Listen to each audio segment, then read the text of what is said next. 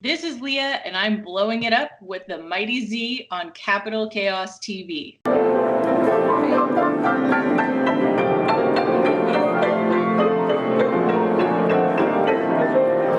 And I'm calling you in British Columbia, Canada. Is that correct? Well, that's where I'm originally from. I am currently in the Phoenix, Arizona area. Oh, wow. Down here in South North America. Yeah, that's right. And is that where you've been residing for quite some time?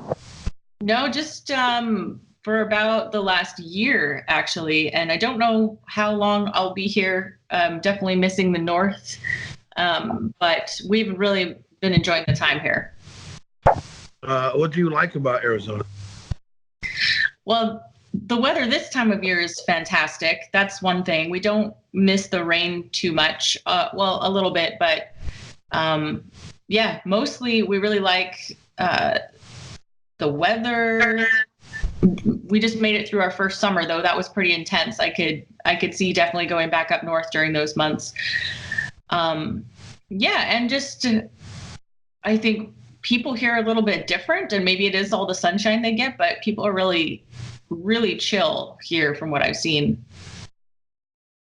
As opposed to the north, where they're a little more cold? Yeah, cold and grumpy or something. Maybe it's like because there are sometimes months you go without seeing the sun. That could be why. Oh, yeah. The vitamin D is definitely affects it. Yeah. It's just, I mean, it's just like Seattle weather, essentially. It's basically, we're from just 2 hours north of Seattle. So it's the exact same weather. And when the sun comes out, it's gorgeous and beautiful. But the problem is that sometimes you just don't see the sun for a really long time. Sometimes even during the summer. This last summer was a very bad summer there, and it rained a lot. And so that can be a bit depressing. Oh, no doubt. I used to live in England, and it's mostly cold and raining there. Yeah. Right. There's a time and a place, I feel like, for songwriting where you want that moody feeling.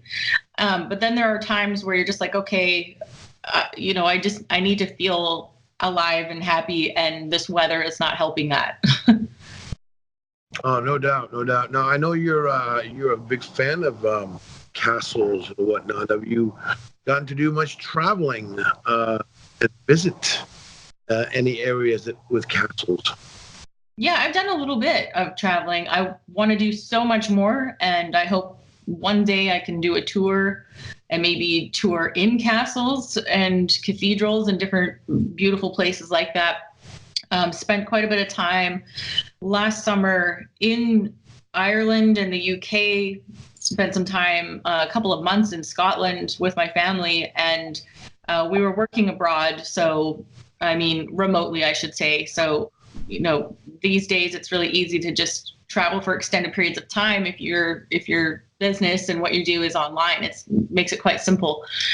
But got to spend a wonderful amount of time over there, and all of my kids are just begging to go back. They want to go back. So clearly the rain didn't bother them very much. Yeah, we were just there this last summer, and we got the opportunity to go to Edinburgh Castle. Yeah. Cardiff, York, Stirling, just all quite amazing. Yes, we visited some of those places as well. It's just like, I do feel like I could live there because the weather is so similar to where I'm from. And then you have all those history and all these amazing sites and historic locations. I could be there forever. And you come from a symphonic metal background. Yeah. And you have a new album that takes a little bit of a different path, but doesn't stray too far. Yeah, I mean, I was surprised to hear from some early reviewers that it still, for them, has somewhat metal roots, even though there's no guitar distortion in it. There's no heavy drums. There's none of that in it, and yet they were still able to feel like it has metal roots. I just wanted to open things up a little bit because it is like a winter holiday themed album, I wanted to open it up to other listeners who might not normally enjoy metal. And of course, I'm always exploring this for myself too. I feel like a lot of my music really works well without the metal, and you add it in the metal and it just takes it up a few notches. And I love exploring both sides of that. And it's just in time for Christmas, though. It's not necessarily a Christmas album. That's right. Yeah. Yeah. The idea for me was that people would be able to listen to it for much longer than 1 month out of the year. I don't think that that's, I mean, I want people to enjoy it for longer if they can. So I just made it more of a winter theme rather than just a Christmas theme. And when I was a child, not that long ago, I recall that Christmas caroling door to door was a popular activity in England. I don't recall it so much here in America. Did you ever participate in any of that kind of activity? Like caroling? Yes. Oh, I haven't done it since I was a kid. I mean, when I was a kid in school, we would do stuff like that in different music programs I was in.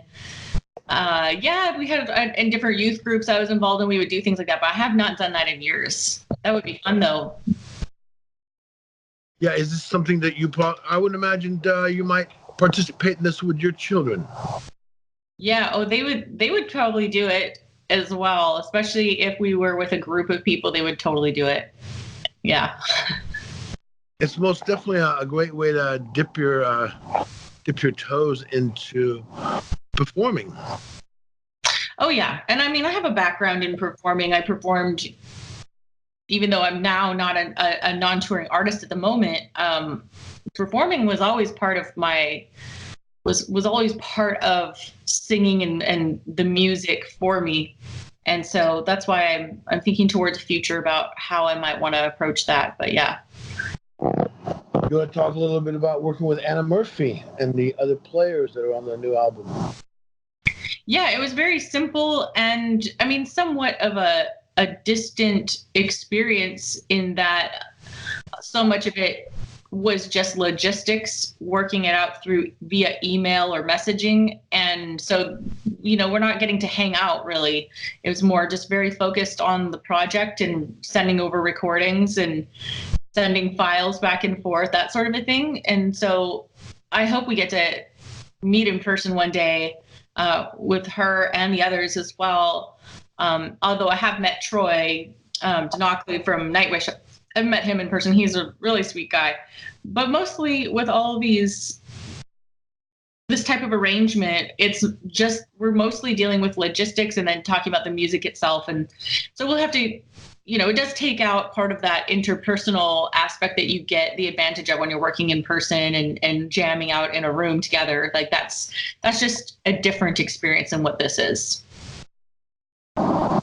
But obviously the positive would be that it definitely keeps it focused on the task at hand. Oh, yeah, definitely. And I mean, because a lot of times the guests that I work with are very busy with other projects and other bands that they're in. And so usually when I'm asking them, there happens to be an opening in their schedule. And it's usually a pretty tight opening for almost every single person.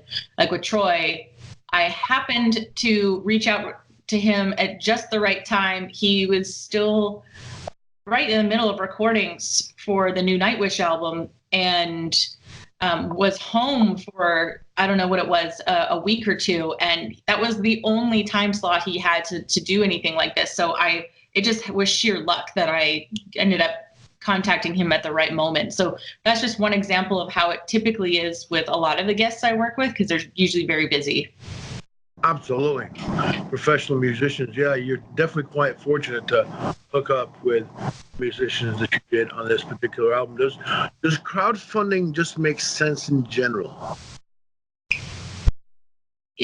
I think so. I'm a huge fan of crowdfunding, especially if you're an independent artist, although I keep seeing more and more bands these days who are signed to labels, they're doing crowdfunding. And I think the labels want to, they have less capital to go around these days to even, invest into bands. And so they're requiring that they crowdfund. And so I just think that it is going to become more and more normal and part of, it's part of validating an idea or a product before it's happened, and I think that says a lot about where a band is at.